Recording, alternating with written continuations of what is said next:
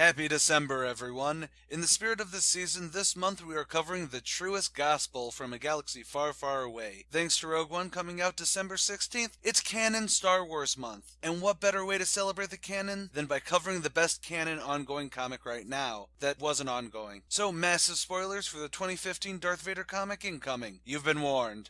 On with the show! Darth Vader number 25, Book 4, End of Games Part 6, The Final Issue. Vader is charging at Silo's warship, refusing help from the Executor as he's a man on a mission. He lands in the main whale ship, slaughtering Silo's guards. He then meets Silo in Silo's cloning lab, where Silo activates all of them. But Vader likes this idea because he gets to keep killing Silo. And of course he does.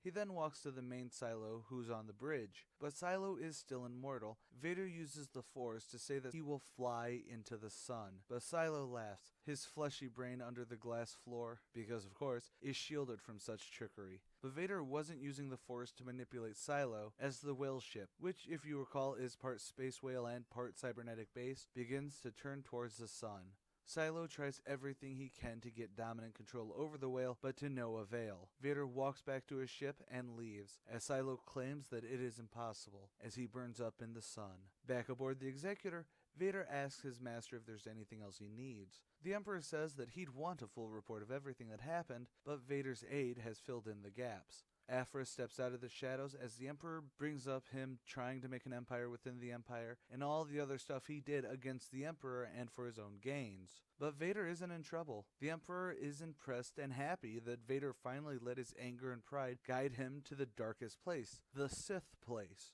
The Emperor leaves Vader alone with Aphra and they walk to the airlock, while Aphra tries to talk herself out of it, but to no avail. Vader shoves her into the airlock and presses the button, flinging her into the cold depths of space. Sweet Christmas!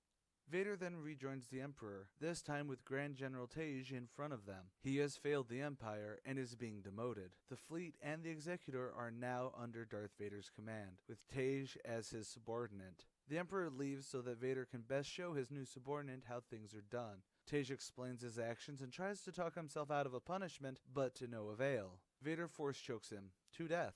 Admiral Ozzel is now his second in command, and he tells Ozzel that the Executor has 2 weeks to be ready. And to end this entire series, Vader looks out into space thinking of Luke with the final words, "Soon."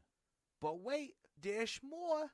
After the series proper ends, we get an earlier little tidbit where Dr. Aphra is pulled from space by BT, Trip Zero, and Black Chrysanthemum. I'm going to assume that this is a lead-in for the Dr. Aphra solo series that started up earlier this month. I haven't checked it out yet, but I'm hearing it's awesome. And then there's the true Coda. Remember way back in Vader 1, where it ended with Vader slaughtering an entire Tusken Raider camp? Well, he didn't actually kill everyone. There was one sand person left. And he tells the tale of the great evil that destroyed his village. The whole thing ends with Tuskens building a statue of their new dark god. It's actually done really well with no dialogue or narration, just art that conveys the story well.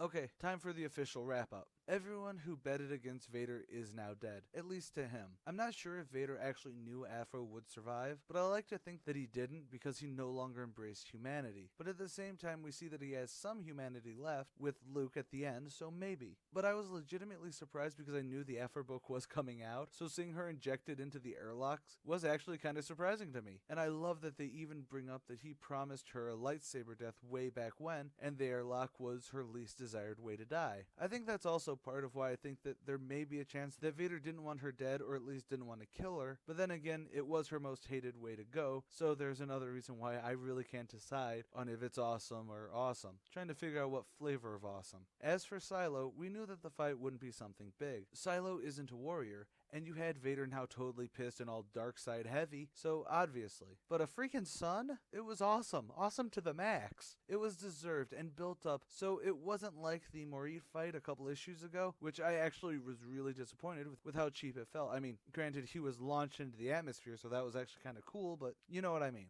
And this is just a little thing, but I actually love that they killed off Tej, or Tag as I've been calling him. Not because he was dead in Legends or anything, he blew up in the Death Star there, but it actually worked well to basically bookend the whole series with Vader not liking him at all. Plus the cameo by Admiral Ozzel, who you may or may not remember as the guy that Vader blames for the fleet coming out of hyperspace too early and force chokes him in Empire Strikes Back. It's kind of funny in hindsight and reference. I dig that. And really, this also wraps up the Emperor's dickish behavior, which, while I do make light of throughout the series, does in fact make sense when you think about it from his perspective. The rule of two is that there's one master with all the power, and the apprentice is supposed to crave power, and when he learns all his master can teach, or that all his master knows, the apprentice is supposed to kill the master, and then the cycle continues. But Vader wasn't craving power. He wasn't really growing with what the Emperor was teaching him. He was not acting like a true Sith. Of course, my problem with this is that it takes place right after A New Hope, and that means there's a good 20 years of history we really don't see. So it'd be nice to see a prequel comic, be it Vader or just something to flesh out the rise of the Empire. The closest things we have are the canon comics, which is set around and after Order 66, and Star Wars Rebels, which starts 5 years before A New Hope. So there's a good chunk of time just not there. So, as a storyline, this book ended with the first volume exceptionally well, with clear growth in between and even solidifying why a book like this should be around. It's not like it was taking 3 sentences and making it a movie where we know that everyone had to be dead by the end. Yeah, I went there. But what about my thoughts on the series as a whole? Well, I've restarted binging on comics on my main channel, link in the description. Binging on comics will be me talking about the series I cover on here as a whole. Check it out. And tomorrow, we start crossover month. Yay! And don't forget, like, share, and subscribe. Follow us on Twitter, like us on Facebook. And as always, stay golden, Inklings.